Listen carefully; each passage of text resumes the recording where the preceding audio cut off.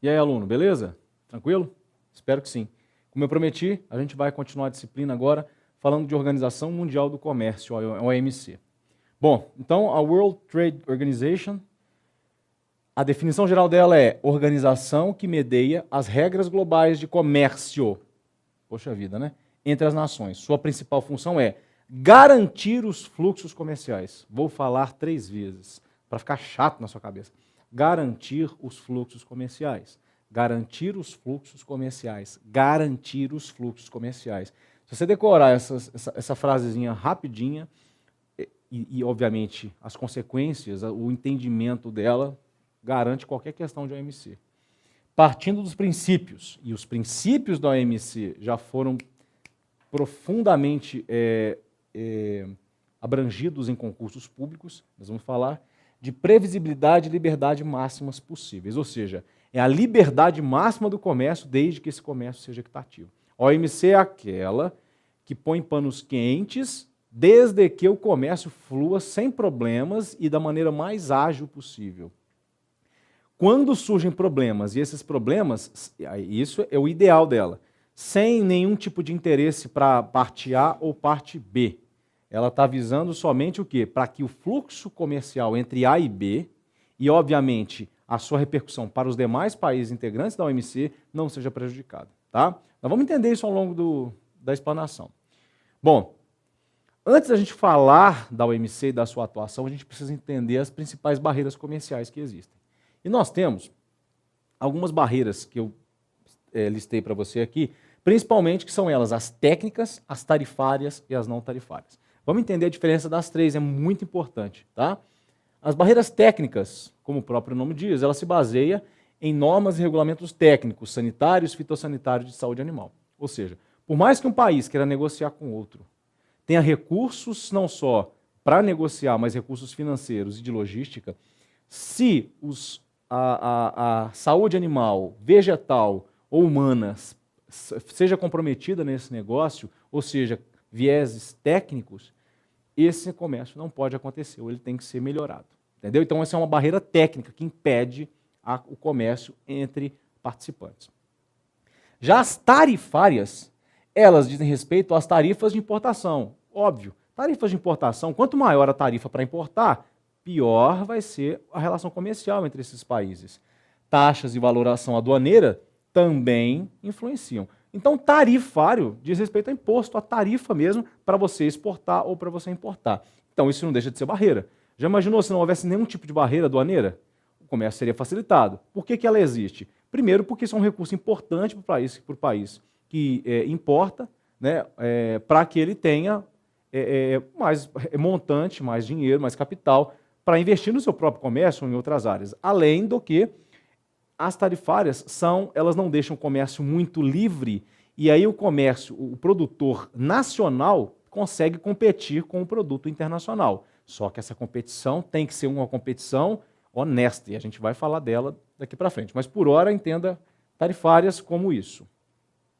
E as não tarifárias, que são restrições quantitativas, licenciamento de importação ou procedimentos alfandegários. Basicamente, as não tarifárias, para você lembrar, diz respeito à burocracia, a questões administrativas ou restrições quantitativas, porque muitas vezes, para você, por exemplo, importar, você tem um limite máximo que você pode importar. Tá? Mesmo que porque às vezes o preço é muito baixo, você põe um grande montante de um determinado produto para dentro do mercado interno, e isso aí vai impactar negativamente nesse mercado interno. Então, isso são as barreiras não tarifárias. Técnicas tarifárias e não tarifárias, beleza?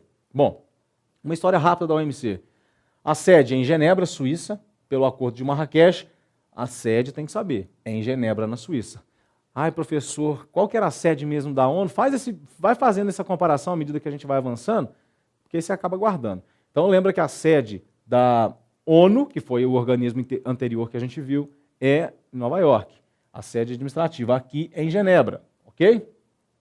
Foi criada em 95 após a rodada do Uruguai. A gente vai falar dessas rodadas, mas é interessante que você saiba que a OMC foi criada em 95 após a rodada do Uruguai, que durou de 86 a 94, ok? Ó, professor, então peraí, se teve uma rodada antes da criação dela, existia alguém antes dela? Existia, que era o GATT, que era a entidade antecessora, era o Acordo Geral sobre Tarifas e Comércio.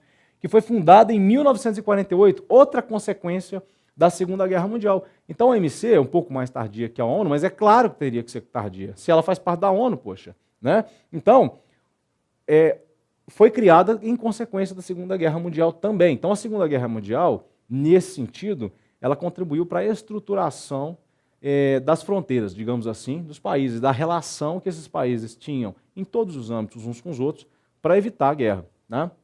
Então o GATT, que era uma entidade e que não foi extinto. O GATT ele se transformou na OMC, mas depois continuou sendo uma parte da OMC, como a gente vai abordar daqui a pouquinho. Tá? Fundado em 48, na época tinha 148 países.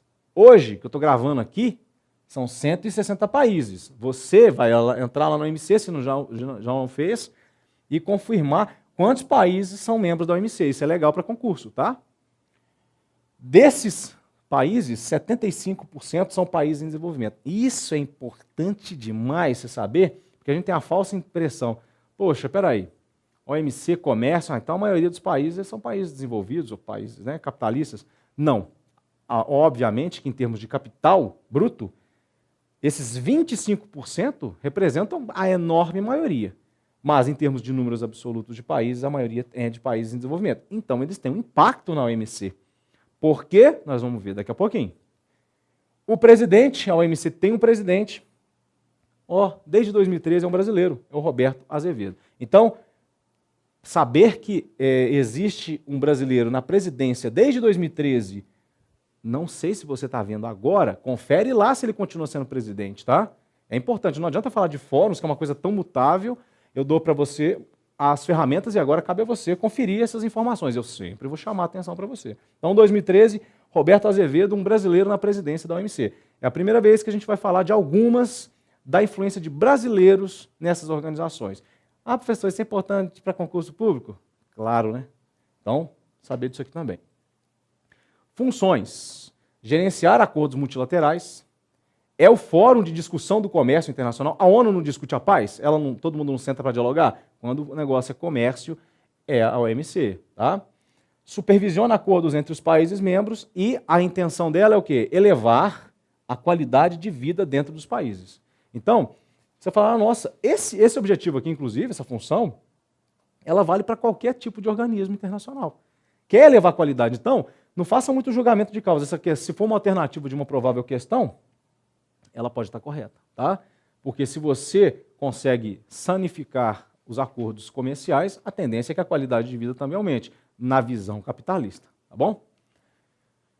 Desenvolver a produção e o comércio de bens e serviços, dentro e entre os países membros. Favorecer o livre comércio, vou falar de novo, favorecer o livre comércio, desde que não haja efeitos colaterais. Quais sejam esses efeitos colaterais? Não só para quem está participando desse comércio, mas também para os outros integrantes da OMC. E proporcionar confiança comercial, tá? Ou seja, dar respaldo. Olha, a OMC realmente ela tem peso, as decisões dela, as orientações dela têm peso e, de fato, repercutem positivamente no comércio internacional. Ok? Então, ela é um fórum respeitável. Para continuar sendo, ela tem que ter voz ativa. Ok? Também promove assistência técnica e treinamento para países em desenvolvimento. Legal, hein? Então, os países em desenvolvimento, primeira vez que eu já estou falando sobre aqueles países em desenvolvimento, já que eles são 75% dos integrantes, eles têm uma assistência técnica e treinamento para se desenvolver pela OMC. E cooperação com outras organizações internacionais. Lembra, nenhuma organização é isolada da outra. Tá? Elas, mesmo aquelas que não pertencem, essa aqui com as demais da ONU, obviamente se intercambiam, mas com a OIE ou com outras organizações, Ministério da Agricultura do Brasil, por exemplo, não deixa de ser uma organização, só que é nacional. E ela tem relação com todas elas, ok? Então tudo nesse mundo globalizado é interligado, nada é isolado, ok? Beleza. Agora eu peço sua atenção. Dá uma pausa, vai tomar um café, reflita, deixa seu cérebro trabalhar sozinho para guardar essas informações, porque agora eu vou precisar que você acelere os seus neurônios aí. Princípios da OMC. Cai no concurso? Não cai, despenca. Tá? Primeiro princípio, da não discriminação. O que ele é? ele traz o princípio, então ele às vezes é sinônimo de princípio da nação mais favorecida. É um dos sinônimos desse princípio. Não discriminação ou princípio da nação mais favorecida. O que é isso? Significa que um país não pode conceder a outro país um benefício sem que estenda aos demais membros da OMC a mesma vantagem ou privilégio. Ou seja, tá vendo todo mundo reunido aqui, ó? Não pode ter esse trem aqui, não. Se um país vai fazer um comércio e oferece um benefício para facilitar o comércio com esse outro país, todos eles, vamos imaginar, todos os membros da OMC, tá? Tem que ser assim. Se outro país quiser negociar, então o A ofereceu um privilégio para B e um país C quer comercializar. E na negociação, o C solicita a esse A o mesmo benefício. Se o A não pode se recusar. E esse é o princípio da não discriminação ou da nação mais favorecida. Beleza? Isso você tem que saber. Bom? Também conhecido, outro sinônimo de não discriminação ou tratamento nacional. É uma outra característica que às vezes é tida como sinônimo.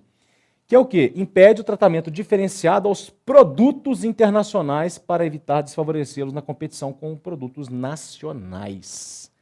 O que é tratamento nacional? Não se pode, de maneira abusiva, privilegiar o produto nacional em detrimento do produto internacional, desde que os produtos sejam idênticos. Então, vamos dar um exemplo com café. Tá? Então, o mesmo café, praticamente não tem alteração nenhuma, a mesma espécie de café, sei lá, arábica, que é produzido no Brasil, o Brasil, como um dos grandes produtores, se não o maior produtor mundial de café, eu posso estar falando besteira na sua realidade agora que você está assistindo esse vídeo, mas hoje é o maior produtor mundial de café, e a Colômbia, que é outro grande produtor mundial. O café arábica que se faz na Colômbia é o mesmo café arábica que faz no Brasil, claro, com características regionais, mas é o mesmo produto. Né? Vai vender, por exemplo, para um produto que não exige a diferenciação. Eu quero café arábica. Se ele é da Colômbia, se é do Brasil, não importa. Tá? Então o Brasil vai negociar com a Colômbia a compra de café. Mas ele taxa de maneira abusiva o café da Colômbia para favorecer os cafeicultores brasileiros. Isso não pode. Tá? Tem que deixar equitativo. E aí o que vai mandar é a qualidade do café ou outras coisas que não a questão financeira. Não pode ser uma coisa de sacanagem, entendeu? Então isso é o tratamento nacional. Não pode haver tratamento nacional. Então é também não discriminatório. Então, voltando, não pode se favorecer uma nação em detrimento da outra, em relação ao mesmo aspecto, e nem um país, o mercado interno, em relação ao mercado externo, partindo do mesmo tipo de produto. Bacana? Segundo princípio, se você está tendo dificuldade, pausa, reveja, anote, porque a gente vai ficar um pouquinho mais complicado. Previsibilidade. Garante a previsibilidade sobre as regras e sobre o acesso ao comércio internacional por meio da consolidação dos compromissos tarifários para bens e das listas de oferta em serviços. Regula também outras áreas da OMC, como barreiras técnicas e acordo sanitário e fitossanitário. Tá? Outras barreiras. O que significa a previsibilidade? É, como diria um comentarista esportivo que tem por aí, a regra é clara. Tá tudo na mesa. Então você vai falar sobre compromissos tarifários. Sabe-se, já foi no fórum de discussão da OMC, já existem as regras, todo mundo sabe como deve proceder nas relações comerciais, nos tratamentos comerciais. Você não pode, de hora, vai fazer uma negociação falando, não, eu quero fazer desse jeito, não quero mais. Mas peraí, está tudo acordado, a negociação ia ser assim, assim, assim, você vai mudar agora? Então, resumindo, a previsibilidade é isso. Eu não estou nem falando com palavras técnicas aqui, porque você não precisa disso para concurso. Você precisa entender que previsibilidade, eu estou prevendo como vai ser a negociação. Então, eu prevejo com base em alguma coisa. Essa alguma coisa é o acordo firmado no fórum da OMC. Então, não pode haver, principalmente com relação a barreiras, nenhuma mudança de hora que não seja fundamentada. Obviamente, existem mudanças que podem acontecer desde que haja fundamentação, mas fundamentação real. Muitos países, muitos negócios, muitos fazem o quê? Põe a desculpinha por problemas, por exemplo, sanitários, quando na verdade o objetivo é levar lucro apenas. Né? Isso a gente vai abordar e isso aí a gente vê quase que rotineiramente na mídia. Terceiro princípio, concorrência leal. Visa a garantir um comércio internacional justo, sem práticas desleais como os subsídios e o dumping. Tá? Concorrência leal. É aquela mesma máxima do capitalismo, livre comércio. Tá? Tem que ter a concorrência leal. Então, o que acontece? E esses princípios, gente, eles se interrelacionam. Então, vamos dar um exemplo. A questão de subsídios. O que é o subsídio? O subsídio é um país... vamos dar um exemplo. O café é ótimo. Tá? Brasil versus Colômbia. O Brasil quer comprar café da Colômbia. Só que, na verdade, ele está precisando de café. Tá? Ele tem duas fontes. Vamos dar um exemplo. O governo brasileiro está querendo colocar café no mercado nacional. Nacional, Brasil mesmo. E ele tem duas opções. O produtor nacional ou o estrangeiro. Ele pode comprar fora. Depende de quem tem o menor preço, mas não é só o menor preço. Porque, às vezes, se você estimula a produção nacional, você tem o quê? Você tem uma geração de riquezas dentro do próprio território. Então, isso é interessante. Sempre a produção nacional, para comércio nacional ou internacional, ela é vantajosa. Na maioria das vezes ela é vantajosa. Né? Mas como o governo tem que fazer ele pode fazer o quê? Favorecer com empréstimos. Beleza. Ele pode fomentar com políticas extensionistas. Ótimo. O que ele não pode é, pegando dois produtos idênticos, o café colombiano e o café brasileiro, e pagar para o produtor nacional, pagar em pecúnia, em dinheiro, dar esse dinheiro, né, de forma que o produtor nacional possa produzir mais e vender de volta para o brasileiro. Você fala, mas isso é ilógico, o governo vai estar tirando. Tamanho é o lucro que o governo tem com a geração, para elevar o PIB, porque elevando o PIB tem mais imposto. Então, o governo, a receita do governo é imposto.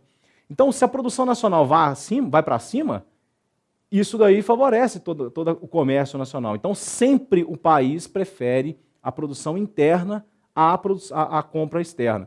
Então, ele pode, sim, favorecer essa produção, desde que de maneira honesta. Não pode subsidiar. E dumping é colocar no mercado um produto abaixo do preço. Agora, eu vou dar um outro exemplo. O mesmo café, só que você tem Brasil e Colômbia vendendo para Portugal. Estou dando um exemplo aqui. Ou para os Estados Unidos, que é um grande consumidor de café. Para os Estados Unidos. O preço da saca do café da Colômbia, sei lá, $100. Estou chutando, hein? Pelo amor de Deus. Se você já for cafeicultor, vai falar que eu estou falando asneira. Não, estou chutando, é só para exemplo, tá?